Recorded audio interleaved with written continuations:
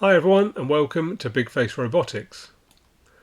I'm designing and building a steampunk inspired mobile robot and I'm sharing the process step by step. This robot will be made of various modules and the first module that my robot needs is a brain. This video will show you how I created a unique and functional housing for my robot's ESP32 brain in the steampunk style.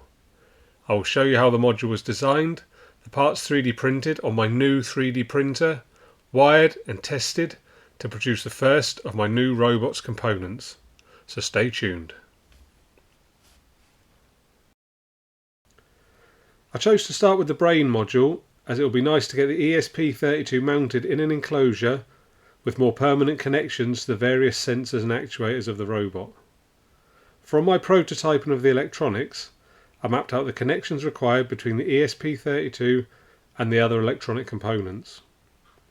I had a design idea in mind from looking at some reference images, and I wanted this module to look like a science fiction brain, some sort of reactor core or power module type look, with many wires coming out of the module that connect to the other parts of the robot.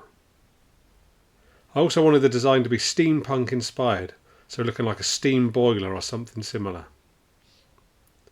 The brain module will also determine the overall scale of the robot, as it's likely to be one of the larger components.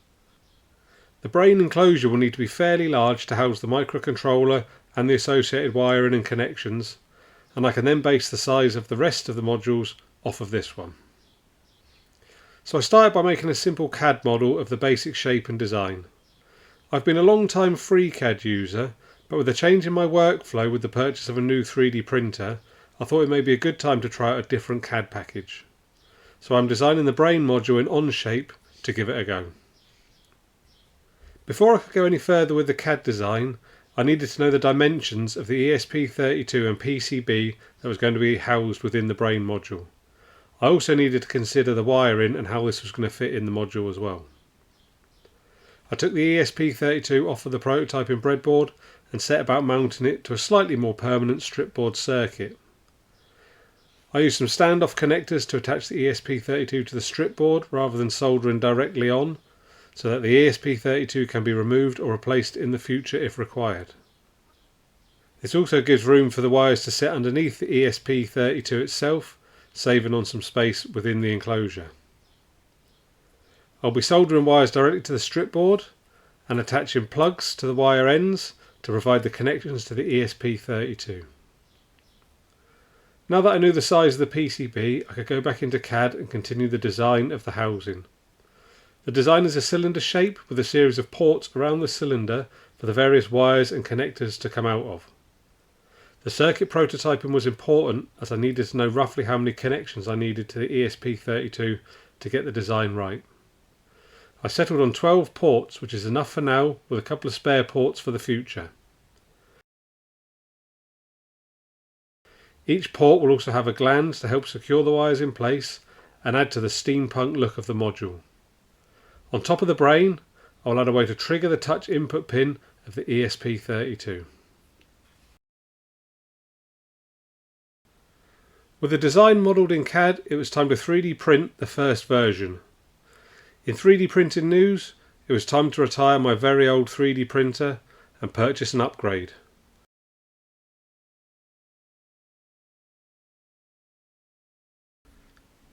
I decided to go with the Bambu Lab P2S.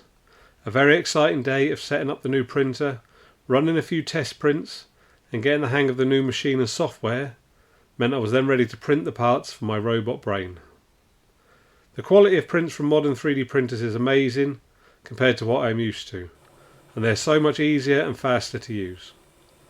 I also get some cool time-lapse videos of the parts being printed to add to these videos. So I printed off the first version of the cylinder for the brain module, and it printed perfectly using a copper coloured PLA filament for that steampunk vibe. I had to print a few different versions of the cable glands to get the right fit. These will just be press fit into place, and it took a few attempts to get the dimensions dialed in.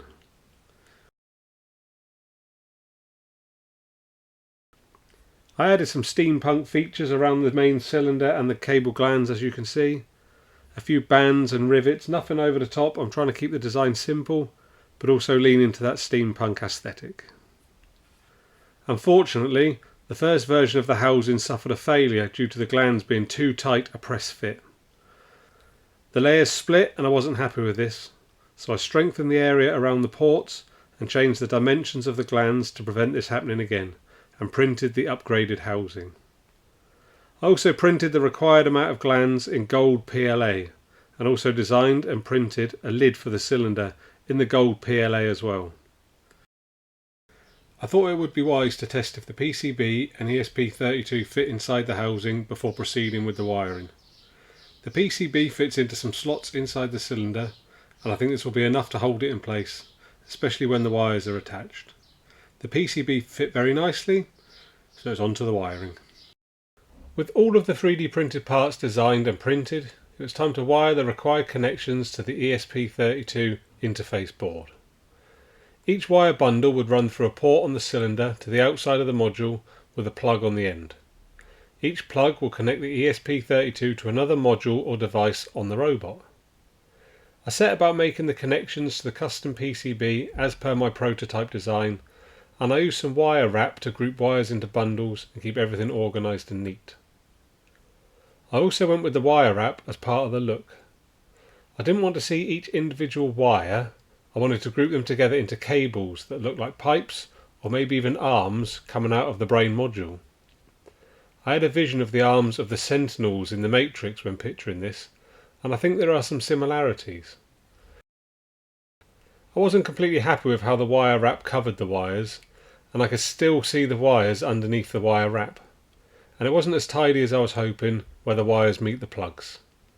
I may look for a better method to cover the wires in the future. With the wiring complete, I was then able to fit the now wired board inside the brain module. It fit nicely, and the various cables could be passed through their respective ports and glands to the outside of the brain module. There are no plugs on the cables at this stage, as these will need to be connected after the board is installed in the housing. I needed to trim back the wires coming from the brain module, as I didn't want them too long, for the looks, but I also didn't want to leave them so short that it made it difficult to work on the module in the future. A painstaking decision later, and I took the plunge, leaving around 50 to 60 mil of each wire coming out of the module. Once the wires have their crimp connectors and plugs fitted, I will still be able to get the wires out of the glands if required by removing the crimped wires from the connector housings. But I am treating this as kind of a permanent assembly. I have allowed enough slack on the wires to pull the ESP32 board out of the cylinder far enough for fault finding and modification, so I shouldn't need to remove these cables too often once installed. I spent some time connecting crimps to the ends of all the wires and then connecting these to the plugs themselves.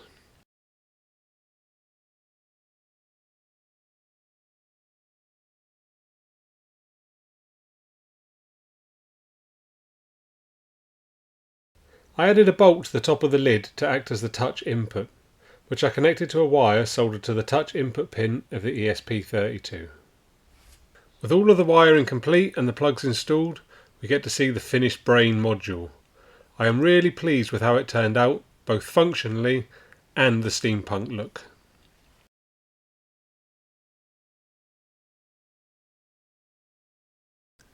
We will get to some further testing in a moment, but I hooked up the TFT screen for visual effect so that I could show you the finished brain module in all its glory. Before we get to that though, if you enjoy these videos, please consider subscribing to my channel and liking this video. It really helps. Thank you. Now, the finished brain.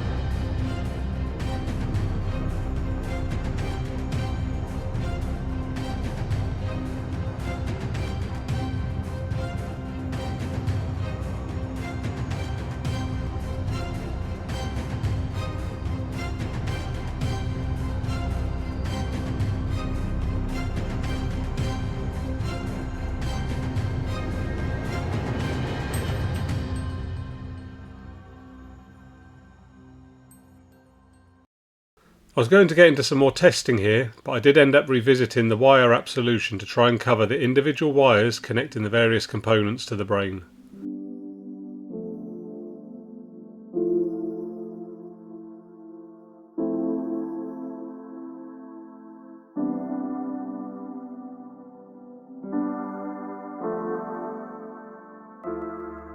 I've tried something different in the form of some loom tape. This is a fabric tape designed for wrapping car wiring looms.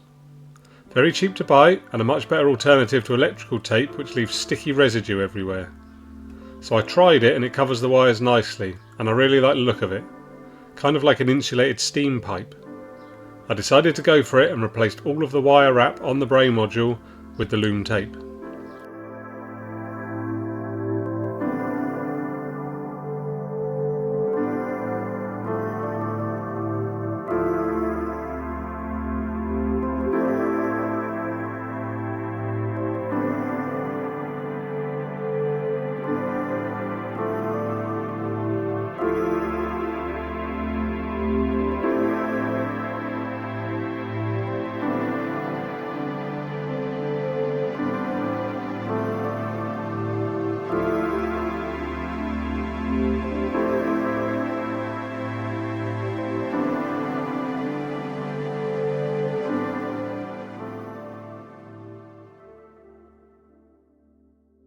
The tape also provides a way to secure the plugs together to stop them coming apart accidentally.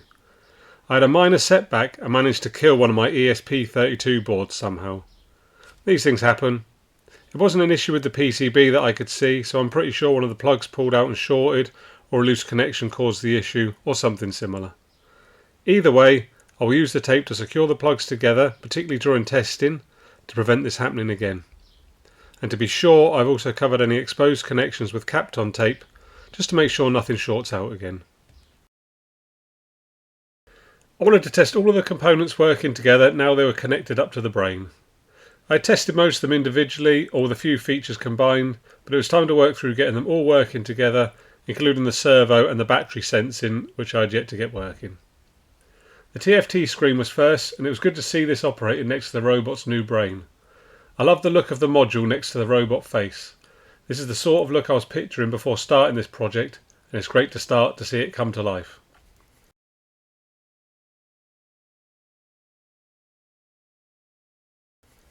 I played around with the touch input as I wanted a way to detect a short press versus a long press to allow more user input options. You can see this working here, and this will be a useful feature for the future. I decided to consolidate the previous testing work by writing a program to read all of the sensors and display the data via the serial port and on the TFT display, and include some error checking to tell me if there are any issues with connection to any of the sensors. This will be a really handy program for fault finding in the future.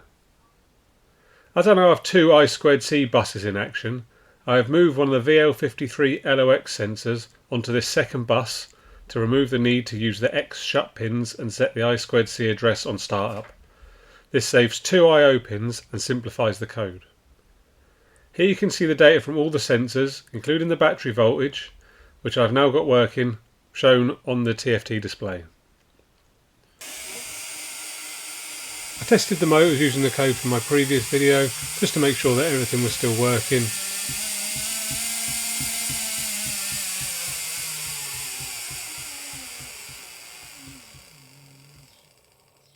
And I wrote a quick test to sweep the servo position back and forth to check that it also works.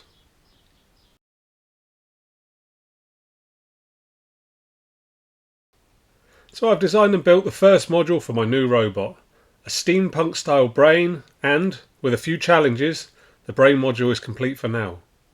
I think it has a unique and interesting design that will suit the overall design of the robot. The next step in this project will be to design and build the motor modules that we can work towards getting the robot moving around. But that will be coming in the next video. So that's all for now. Thanks for watching, and I'll see you soon.